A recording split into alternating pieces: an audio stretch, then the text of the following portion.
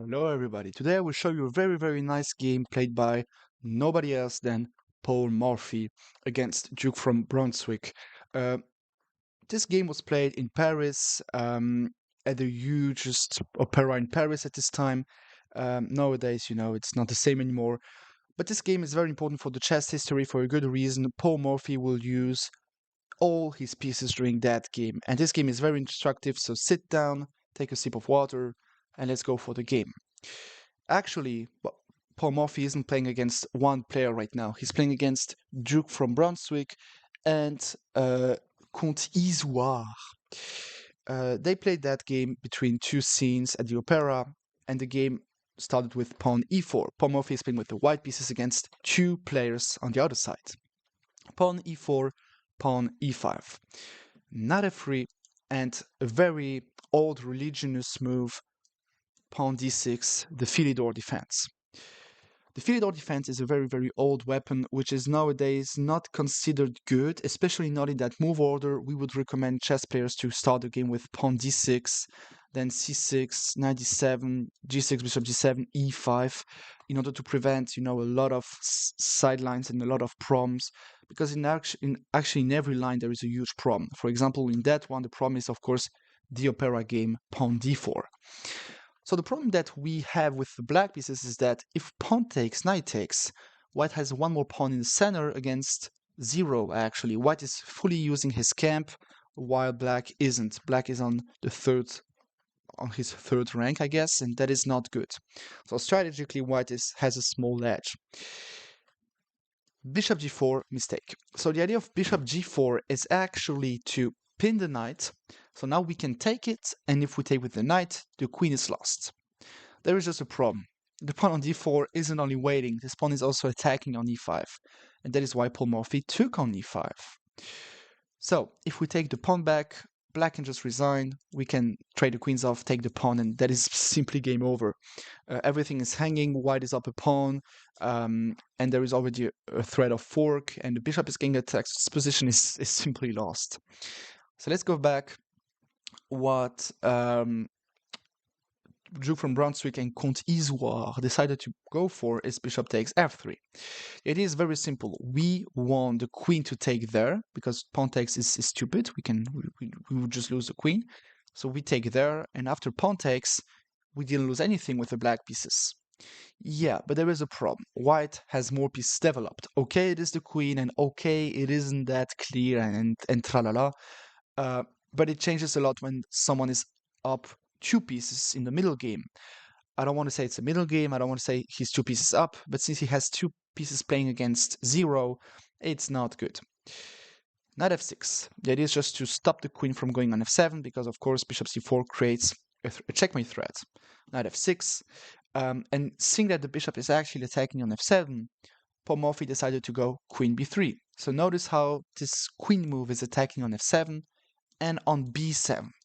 So black is already worse in that position. Or are there? The question is, how do you defend f7? Queen d7 is playable, but they decided to go queen e7. The idea of queen e7 is that if we take on b7, there is probably queen b4. We have to trade the queens off, and then e4 is getting attacked. But okay, white is still better. But okay, now we can understand that black is fighting for something. The knight can't really move out easily, but white is probably still better in that position. But Paul Morphy didn't want to go for an endgame in which he's up a pawn. He decided to go knight c3. So this knight move, or this developing move, is stopping any potential threat on the e4 square. And if we go queen b4 right now, we can just take on f7, and that is not good. So c6 was played. They were afraid of queen takes b7. And now bishop g5. So if you count all the pieces playing right now, we see 1, 2, 3, 4 pieces against 2. And 4 is better than 2, or at least, higher than 2. Playing knight b7 is not possible because of huge pawn loss on b7 and eventually b6 and a8. So b5 was played, and the idea is very simple. If you retreat the bishop, I will go knight b7, eventually rook d8 or castles, go queen e6, bring the bishops out, or the bishop out, and the game is is equal, or at least fine. But after b5, there is a huge problem. Of course, Paul Morphy won't go bishop d3, and there is a good reason why. Because he sees that the king is actually lonely on e8. He's not alone, he's lonely. Boom, knight takes b5. This move is actually very, very strong. So of course, if we do not take this knight, white is up a pawn and there is no game. So of course we have to take the piece. General advice in chess, if someone sacrifices a piece and there is nothing concrete right now, take it and then prove that being up a piece is good. You might lose, but at least you're up a piece. And now bishop takes b5. Queen b5 doesn't make a lot of sense because this diagonal isn't used anymore. So queen d7 is playable and the pieces are coming out. So bishop b5 is better. Now queen d7 isn't an option anymore. And if the king moves away, there are some problems with long castling. The rook is coming there, rook d3 attacking. That's not good. When the king starts to walk over and finishes his walk on a5, the king has to be there in this area, or if you want, over there, but not on a5. That's not good. So let's go back. Knight bd7 was played. The idea is very simple. We want to stop the check. What else? Nothing. Long castling. So notice that all the moves are very aggressive. We cannot say that it is easy to play like that, but what we can say is that if you play like that, even without understanding what is going on, you might win a lot of games. Play active. There is no reason to be scared of something. It's chess, it's just a game. It isn't just a game, but you get what I mean. Now, d7 is getting attacked. Rook d8 was played in the game. Let's say we go queen b4 instead.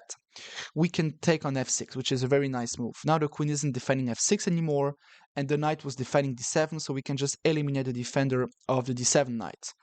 We can take the queen, it doesn't matter. Once we take back, d7 is lost, and white is up 2 pawns, and the king can't move, and we will probably lose a full rook, if not more. So rook d8 was played, protecting on d7. But now, the reason why this game is very important is because there are a lot of tactical shots and a lot of very strong, strategical idea which will be used right now in that position. Notice how all the pieces are around the king. So the king isn't alone, but the king is lonely. Why? Because the queen isn't really protecting d7. If rook takes, queen takes, we can just take the queen, so that's not good. The knight isn't defending d7 because, the knight is pinned, so that it cannot move away. The king cannot take if we play rook takes d7 because there is a bishop. That means that there is only one piece which is doing a great job defending right now, and that is the rook on d8. And Paul Morphy will prove you that this rook is actually doing nothing. Boom! Rook takes d7. That is pretty simple. If queen takes, okay. If knight takes, okay. So rook takes is the only move. And now rook d1. The question that I have for you is, which rook is defending on d8? There is no rook defending on d8. Like, there is no pieces actually protecting the d7 rook right now. The knight can't move, the king cannot take, and if the queen takes, then it's game over. So the position is actually lost.